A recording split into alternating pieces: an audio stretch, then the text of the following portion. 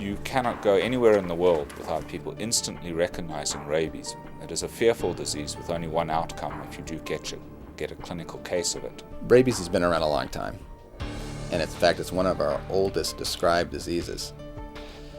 And people are generally very fearful of rabies because if left untreated, it's invariably fatal. Although we have a really good public health system in this country, and we have 100% effective post-exposure treatment, the reality is people remain very concerned about rabies.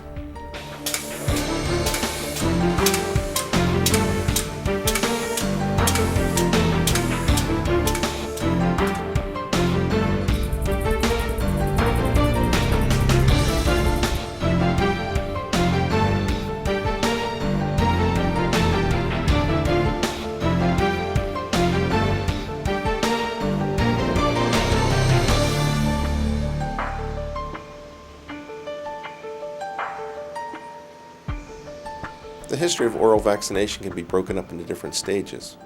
From concept, pulling together a lot of different ideas about how to vaccinate wild animals, the utility of being able to look at wildlife and its natural history, the development of new biologicals, and the first demonstration under captive conditions that foxes could be vaccinated. The next stage was really left to our European and Canadian colleagues, who showed that you could go ahead and use vaccine-laden baits distributed via aircraft to reach free-ranging foxes and not only control but also eliminate the disease for the first time. So let me go south and then pick up that one drainage that kind of... It was really in the late 1970s that we started looking at other hosts because the kinds of vaccines that worked well in foxes did not necessarily work ideally in other species. Rabies in raccoons was virtually unknown prior to the 1950s. It was first described in the 50s in Florida.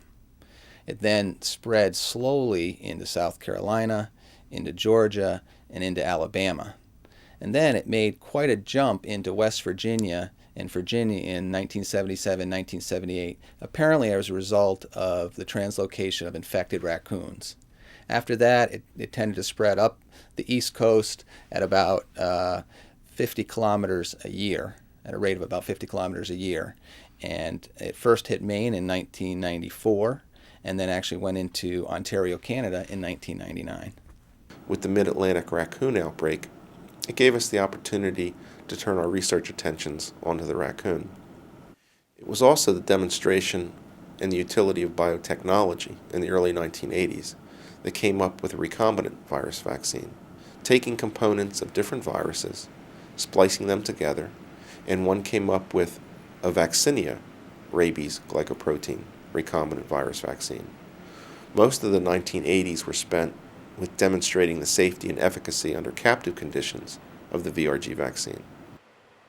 The production process for Rabies VRG is very similar in some ways to other vaccines that are used in the veterinary field, and in some ways very unique. It is grown in a cell culture harvest system and a production facility where we produce the virus to a known titer, so we have a known amount of virus per dose of vaccine. This liquid virus in solution is then put into a filling machine where the vaccine is filled into a plastic sachet. And from that point on, it's relatively unique in that the sachet is sealed and then individually placed inside a fish meal polymer bait or a dog food-based bait. It's a square rectangular bait about the size of a matchbox with a printed black imprint on the side, and the ends have wax on them so you could see that perhaps there's something inside the bait. The most notable characteristic of the baits is that if they're the fish meal baits, they have a very strong smell and would not be very pleasing to children or to other people. If you smell them, you know it's a very odd smell. One of the biggest safety questions is if we put it out in the environment and it's free choice, almost anything could potentially be attracted to it. So that's part of the safety evaluation of a really very promising vaccine. Then we go back and try to look at how many species would come across that, how many are attracted to the type of bait that it's put in, and then we will test individually a number of those species to make sure that the vaccine and the bait are safe in those species. Some of the questions and concerns we've heard are what will happen if someone comes into contact with one of the fish meal baits with the rabies vaccine, or what would happen if an animal would ingest it. And the fish meal is very aromatic and not appealing at all to humans. There has not been a case yet, a documented case of human consumption of a fish meal bait. And when pets do consume them, they do not get rabies. At the most, they may have an upset stomach if they eat too many of the vaccines. In addition to the fish meal polymer bait, we're also distributing the coated sachet, which is essentially the vaccine pouch coated with a waxy fish attractant. We're also working with the private sector and universities to continue to develop alternative vaccines that can be later tested and applied to the field down the road. ORV is safe, but we always have to be very cautious and conduct the requisite amount of biosafety studies, because vaccine is, to quote Dr. Ruprecht from CDC, not water. It is a biological entity, and we have to be very cautious how we use it in the wild. So the appropriate captive and field studies are done before ORV is released into the wild. And there's a regulatory process under the Virus Serum and Toxin Act that USDA uses to release and allow for the release of vaccine into the wild. Partnerships with wildlife services and state health departments is crucial. We cannot, especially as economists, go out and collect the needed biological parameters, and indeed even collecting estimates of the costs of the interventions. How much does it cost a state health department to go collect specimens or deal with a case of rabies? That's not data. We do not have enough people to do that, and we don't have the expertise in many cases to go and do that. So we partner across disciplines and across units. Without such partnerships, we would never ever begin to understand the economics of controlling rabies in this country. The oral rabies vaccination program is really based on a coalition of diverse partners. We include universities, state agencies, organizations such as the Southeastern Cooperative Wildlife Disease Study, and other federal partners such as CDC, the Centers for Disease Control and Prevention, which is one of our primary partners.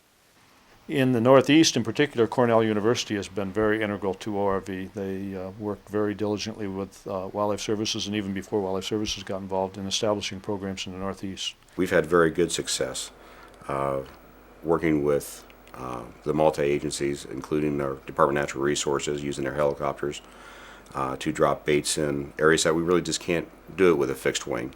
The local health department's putting on the hand baits in populated areas and make sure that they're placed in the right spots, along with our Department of Agriculture folks helping us navigate the aircraft. We've had vet services here. We've got the National Guard, which is a great big help with manpower. It's been a very good experience for everybody, and I think it's a model that more agencies should use on interagency cooperation. I think binational cooperation is extremely critical to achieving our national and even North American rabies control goals. Well, the Ontario Ministry of Natural Resources first became involved in the rabies program as early as 1955, when a strain of the fox virus, I guess, or rabies virus, came down from our far north and saturated the province of Ontario in the southern end. In the mid-1980s, we started to develop some technology for the mass distribution of the rabies vaccine, and by 1989, we were pretty much in full swing to be able to do a very large area of the province of Ontario and to bring it somewhat under control. This has been done in the strain that went on in the red fox population. We later became involved with New York in a cooperative venture on both sides of the border when it was recognized that the raccoon was the next culprit that we had to take a look at. We moved from there into a little bit of Vermont and gradually migrated over towards Ohio, once again along the border, to try and control this outbreak in the raccoon population.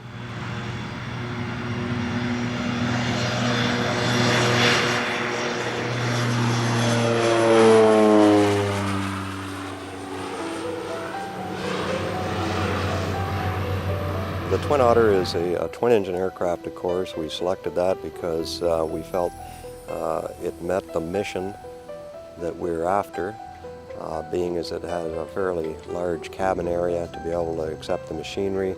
We're able to carry up to 25,000 baits, even maybe a little more at times, which can stretch you up to a 2.5 to 3 hour flight.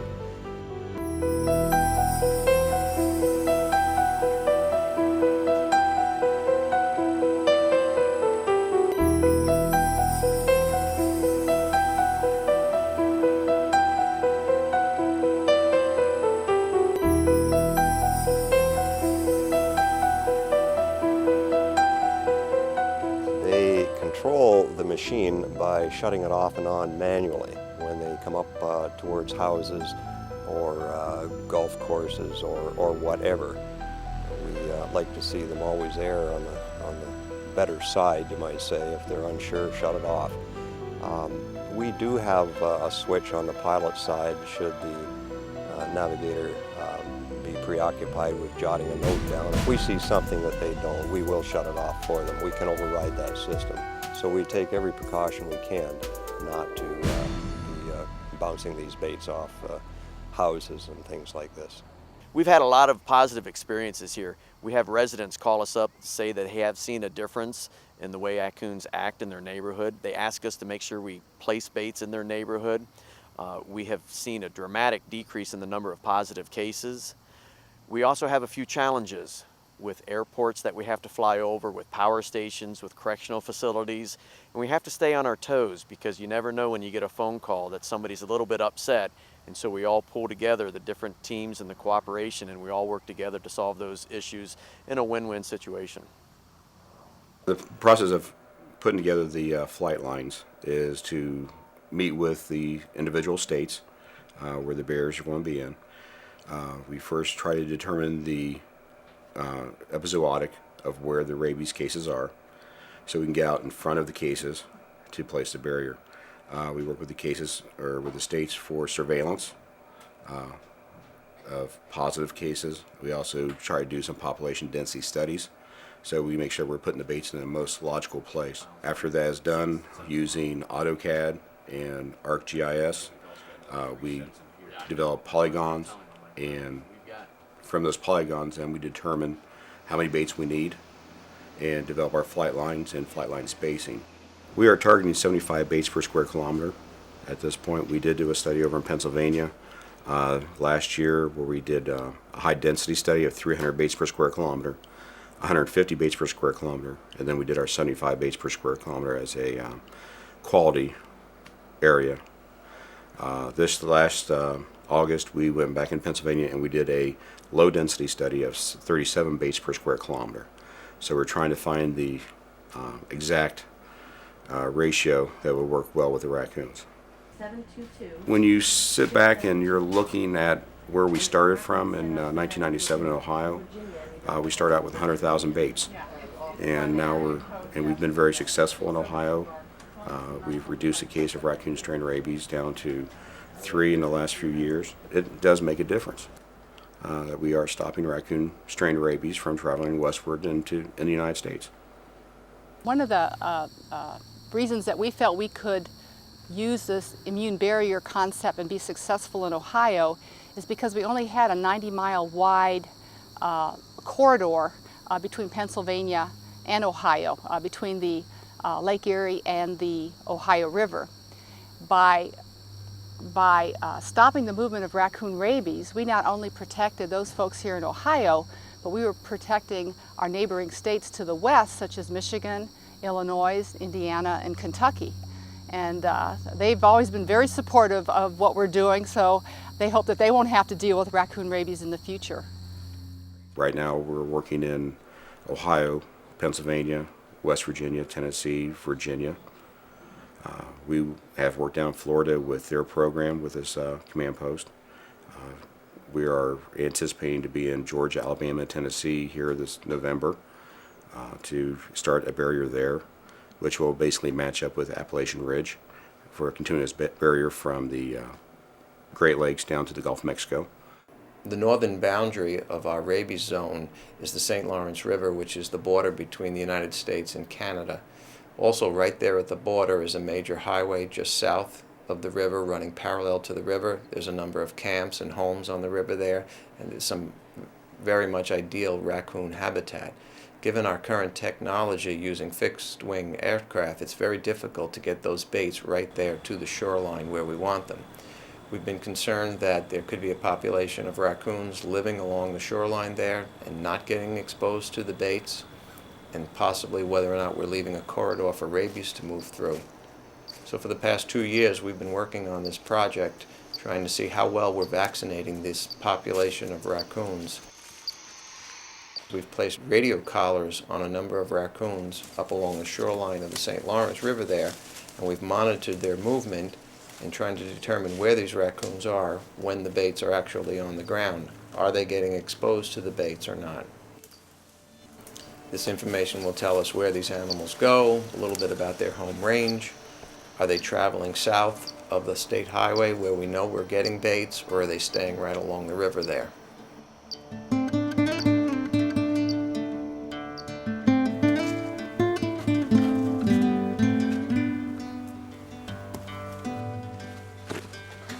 Post-bait monitoring is an important component of the oral rabies vaccination program in wildlife. Typically what happens is 4 to 8 weeks post-baiting, teams of biologists go out to the field, set live traps, in this case for raccoons,